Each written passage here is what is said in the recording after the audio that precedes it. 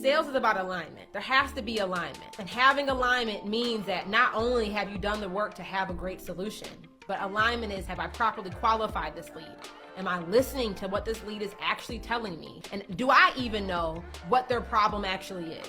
In order for you to determine whether or not there is effective alignment, you have to be willing to listen to what your prospect is telling you. And part of being able to listen to what your prospect is telling you, you have to be able to know what are the right questions I need to be asking.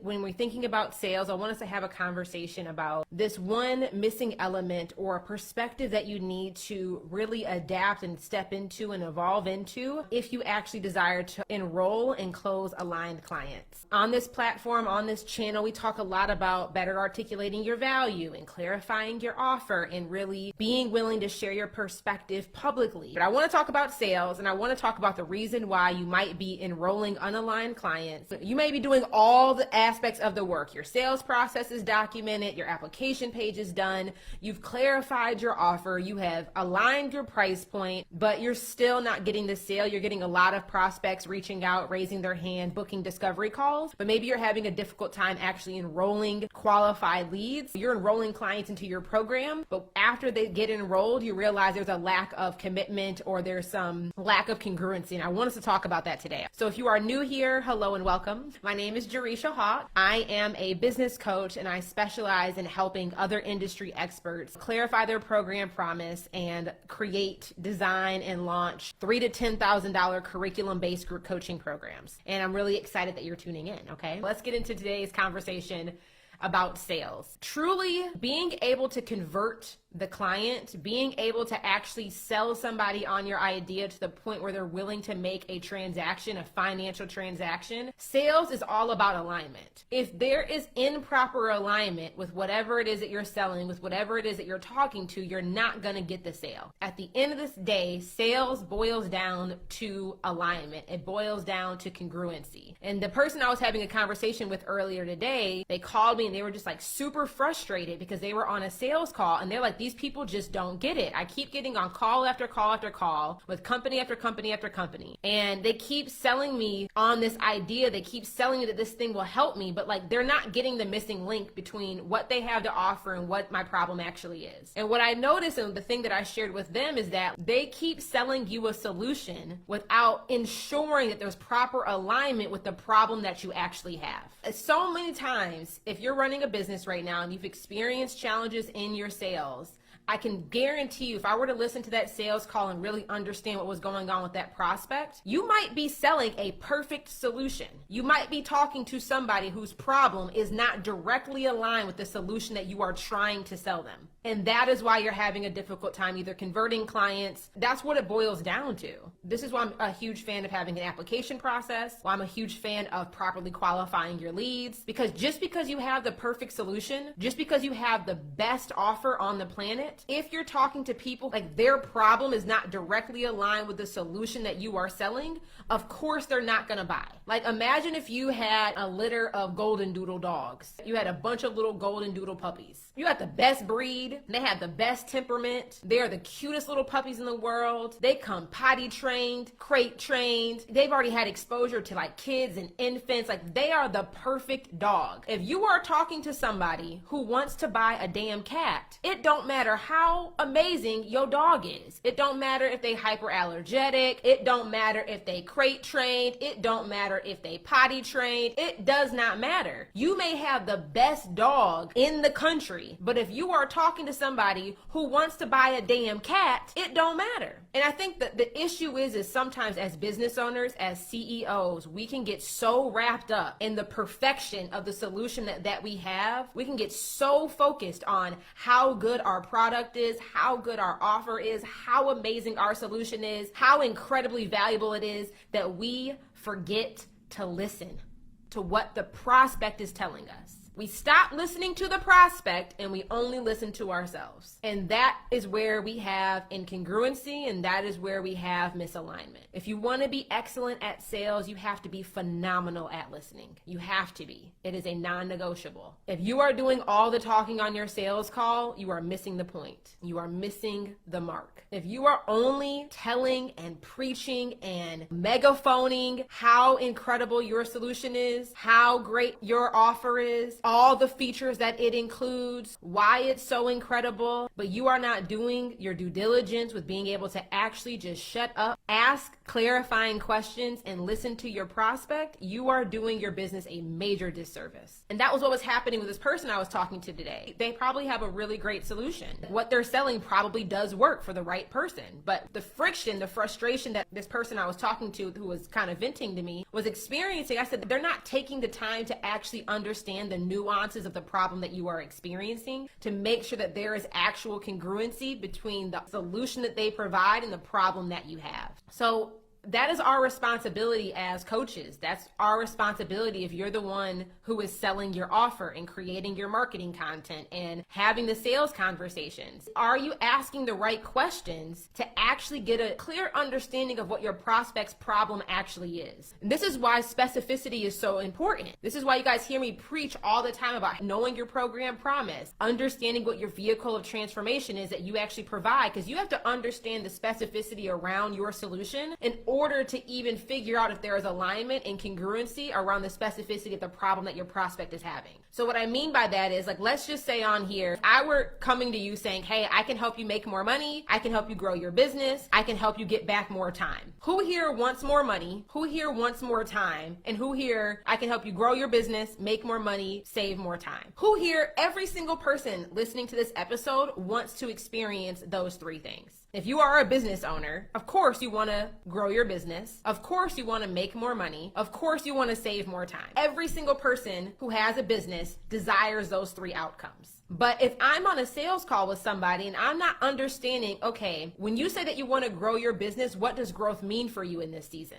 How much do you want to grow by? How fast do you want to grow? And what vehicle, what mechanism, what approach do you want to take to growing? I have to understand those nuances about how you desire to experience growth to know whether or not my solution is in alignment with how you want to solve your problem. The second thing, I want to make more money. Don't everybody want to make more money, but how do you want to make more money? How do you want to make more money? Do you want to make more money with a low ticket, high volume business model? Do you want to make more money with a high ticket, low volume business model? Do you want to make more money by selling private one-on-one? Do you want to make more money selling digital courses? Do you want to make more money selling a group coaching program? Do you want to make more money selling live events? Like, there are so many ways to experience growth. There are so many ways to experience increase in revenue. There are so many ways to save time. But you have to understand the nuances of somebody's problem for the season that they are in to create proper alignment, to even know if there is congruent alignment between the solution that you provide, the problem that they actually have, and how they're prioritizing that problem. You know, you have to understand those things. But honestly, if you are not properly listening to your prospect, if you are not asking the qualifying questions, you will have friction and incongruency every time you have a sales call, every time that you're in a sales conversation, because you'll be selling a phenomenal solution, but you have not yet clarified if there is alignment between the solution that you provide and the specific problem that your prospect has. That's really all I want to come on here and share with you today. And we have to be honest about what we are hearing. This is just like dating, y'all. You be dating somebody, and I can't remember who taught me this advice. It might have been my grandma, or I don't know. They're like, you need to trust and believe who people show you to be from the very beginning. People will tell you who they are. We just don't want to believe it when they tell us. They'll tell you who they are. I'm not looking for a commitment. I'm just looking for a little side piece on my weekend. I'm just trying to talk. I ain't looking for nothing serious. And then what happens with us? 2 months into the relationship, we head over heels, dead in love. We done fell in love with the idea of who this person can be versus the person they told us that they were. And now we mad at them that they don't want commitment. Then we start trying to change who they are. We start thinking that we gonna be the one that's gonna fix them. Now you caught up in all this little drama. You caught up in all this stress. From jump, they told you where they stood. I ain't looking for no commitment. I don't want all that right now. I'm working on me right now. This is my thought season, okay? You might be the best wifey material. You might be Proverbs 31, right? You the man with a 6-figure salary and you got some abs. Like, we know that you probably like the bee's knees.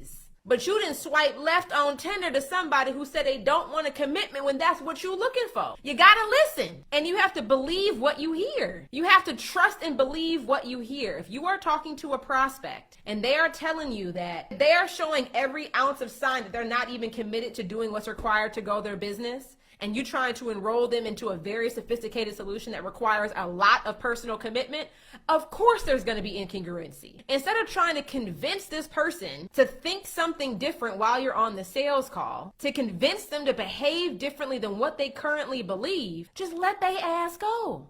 Thank you so much. I do not believe that my program will be the best next step for you. Let me wish you well. Here's maybe a recommendation I can send you to. Like, you have to be willing to release the prospect, to release the individual, to end the sales call. If you are doing your due diligence, if you have properly vetted the lead, if you've properly qualified the candidate, if you have identified that their problem that they have is not congruent with the solution that you provide, and you are listening, you're asking the right questions, you are listening to what they're telling you, you're believing what they say, let they ass go. And you can do it with grace. You can do it gently. You can do it with kindness. Brene Brown taught us this: being clear is being kind.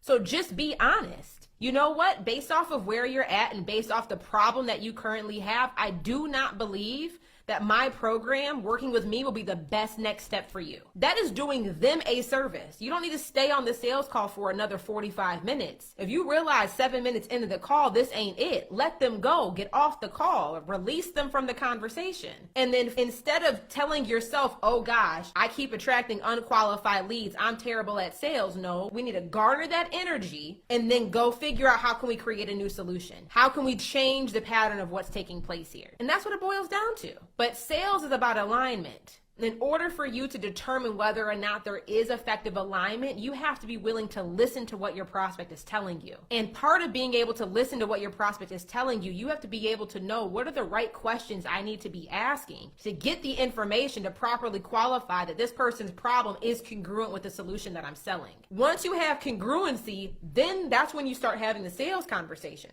But you need to take the time to actually figure out, is there congruency between the solution that I'm providing and the problem that they have? And I have to be willing to release my ego for a little bit, to stop focusing so much on me, the CEO, and putting my energy, effort, and attention on the prospect, helping them make the best next decision for themselves. And being okay, that might not be you. It might not be you today. That's not a negative reflection on who you are. That's not a negative reflection on your program. That's not a negative reflection on your business. It just means that this person ain't a good fit. Our company cultures don't align. We're not going to thrive together. So instead of me trying to convince you and force you and manipulate you and applying unnecessary pressure on you to get the sale, like, no, just release them and create space and redirect that energy to go focus on getting an aligned client and messaging for the aligned client. So sales is about alignment. In sales, you have to be willing to listen to what the prospect is actually telling you. And in sales, you need to be asking the right questions to properly qualify if the solution that you are selling is congruent, is in alignment with the problem that they have. Because the most frustrating thing for any prospect is being on a sales call with a coach or a business owner who keeps trying to sell them a solution to something they don't believe that they actually need. If you keep trying to sell me a solution to something that doesn't actually solve the problem that I have, but you're unwilling to actually listen and find out what problem I have, it's not going to be a good relationship. Sales is about alignment. There has to be alignment. And having alignment means that not only have you done the work to have a great solution, but alignment is, have I properly qualified this lead? Am I listening to what this lead is actually telling me? And do I even know what their problem actually is? If I don't know those things, there's no way that I can confidently, ethically, with an integrity sell you on a solution. If I don't know what your problem actually is and the nuances of your problem and how you want to solve that problem. Because there has to be alignment with the solution that I'm selling. And this might be basic, this might be sales 101 for you, but I think sometimes it's a healthy reminder because sometimes we can get so caught in the thick of things and the repetition of what we've been doing. Like, maybe you've sold 1,000 people before, 100 people before, dozens of people before, and we can get into this rhythm where we forget the basics. We forget about the fundamentals. We forget about just get the damn layup. We forget just slow down your pace and dribble down the court and reset the play. Like, we can forget about that, the basics and the fundamentals, once we've been repeating the process a lot. So that is what I wanted to share with you today. If you want to get on the interest list for services at Seller for whatever we end up doing, you can visit JerishaHawk.com/STSIG Live and just put in your info. But I just hope you guys have a great rest of your day. Thanks for hanging with me for so long, and I'll talk to y'all later. Bye, y'all. If you liked the video you just watched, click this one. You might like it even more. Go ahead, check it out.